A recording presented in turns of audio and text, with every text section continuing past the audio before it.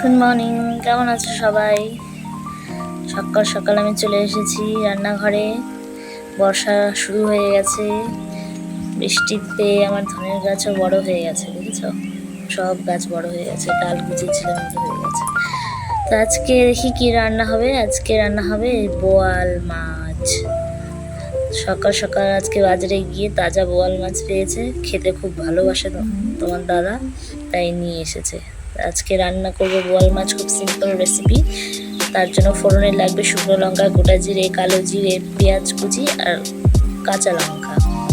আর আজকে বাটাবাটি করবো না, তাই বাটিতে নিয়ে নিলাম গুঁড়ো মশলা, ধনে গুঁড়ো, জিরা গুঁড়ো আর লঙ্কা গুঁড়ো। আর যেটা দিয়ে রান্না করবো আজকে শুধু বেগুন। কড়াই বসিয়ে নিয়েছি, সিম্পল হালকা রান্না হবে এটা। কড়াই বসিয়ে নিয়েছি, দেখো তেলটা গরম করতে হবে ভালো করে। বোয়াল মাছ ভীষণ ডেঞ্জারাস, খেতে স্বাদ কিন্তু রান্না করতে ভীষণ ডেঞ্জারাস। বোয়াল মাছ যদি ভাজাতে তোমরা এখন যদি বসাও আর কি, মানে সরি আটকে যাচ্ছে। বোয়াল মাছ ভাজতে খুব সাবধান, তোমাদেরকে সেটাই বলতে যাচ্ছিলাম, আটকে গেছে। কারণ বোয়াল মাছ প্রচণ্ডভাবে ফাটে ভাজতে নিয়ে। আমি এর আগেও করেছি, আমার এটা খুব ব্যাড এক্সপিরিয়েন্স আছে। তাই তেলটা ভালো করে গরম করে নিবা আর আঁচ কমিয়ে ভাজবে, তাও ফাটবে, ওটা প্রচণ্ড ফাটে, তেল ছিটে। তারপর তেল গরম হয়ে গেছে, এবার দিয়ে দিব একে একে মাছ। বেশি রান্না করবো, আমি 2 পিসি রান্না করবো আজকে, বাকিটা ফ্রিজে রেখে দেবো। আরেকদিন আমি একটা রেসিপি আমাদেরকে আবার শেয়ার করবো বোয়াল মাছের। চলো মাছ ভেজে নিই। দেখো মাছ ভাজা হয়ে গেছে, ভেজে নামিয়ে নিলাম মাছ ভাজা। এবার ওই তেলের মধ্যেই ফোড়ন দিয়ে দিব একে একে। তেল গরমই আছে, শুকনো লঙ্কা দিয়ে দিলাম। এবার দিয়ে দিব গোটা জিরে,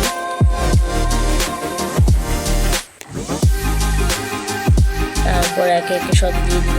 কালো জিরে দিব, বেগুনের ঝোল হবে তো, ঠিক ঝোলও না, হালকা মাখো মাখো, তাই একটু কালো জিরে দিব। দিয়ে দিলাম কালো জিরে। এবার পেঁয়াজ কুচি দিয়ে দিলাম,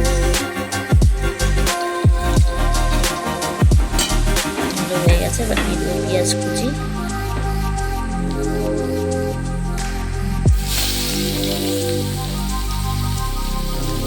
পেঁয়াজ কুচিটা দেওয়া হয়ে গেল, ভালো করে এবার ভেজে নিন পেঁয়াজ কুচিটা।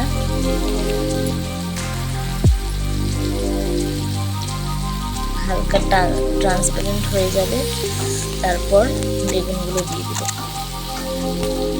ফুললি ফ্রাই করবো না পেঁয়াজটা এখনই, কারণ বেগুনটাও ফ্রাই হবে তো। বেগুনের সাথে সাথে বাকি 30% ফ্রাই হয়ে যাবে, 70% করো, বাকি 30% ফ্রাই বেগুনের সাথে সাথে ফ্রাই হয়ে যাবে। এবার বেগুন দিয়ে দিব, দেখো বেগুন দিয়ে দিলাম।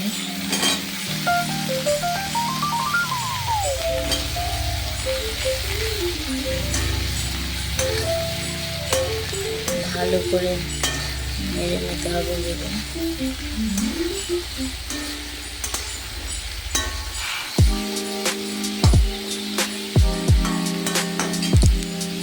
এবার বেগুনের মধ্যে একে একে সব কিছু দিয়ে দিব। হলুদ গুঁড়ো দিয়ে দিলাম, নুন দিয়ে দিলাম। ভালো করে এবার বেগুনটা ভাজা হতে দিব, ঢাকবো না, ঢাকা ছাড়াই বেগুনটা ভাজা হয়ে যাবে। নাড়তে নাড়তে ভালো করে বেগুনটা ভেজে নেবো, সাথে সাথে পেঁয়াজটাও ভাজা হয়ে যাবে।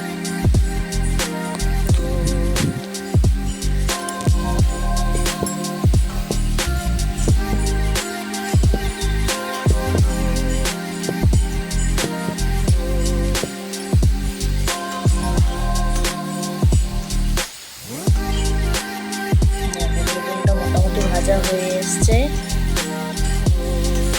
দেখেছো পেঁয়াজও বেগুনের সাথে সাথে ভাজা হয়ে গেছে।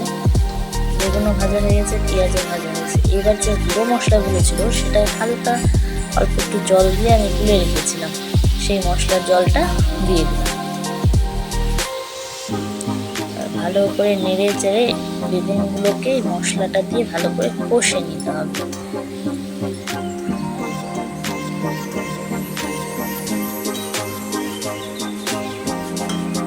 জলটাও শুকিয়ে যাবে, মশলাও কষে যাবে, বেগুনের সাথে বেগুনও প্রপার বয়েল হয়ে যাবে।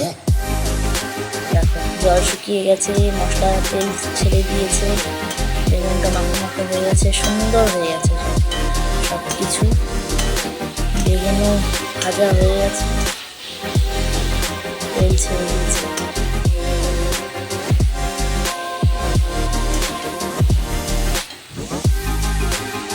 দেখো সুন্দর হয়ে গেছে, মশলা পেঁয়াজ বেগুন সব কিছু সুন্দর ফ্রাই হয়ে গেছে।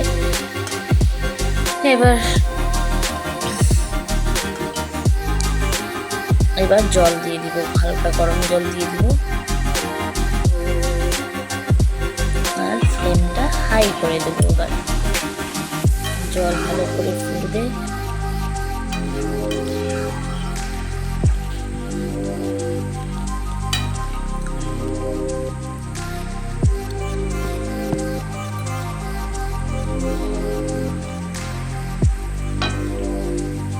দেখো জল ফুটে গিয়েছে, আমি মাছ দিয়ে দিয়েছি ঝোলের মধ্যে।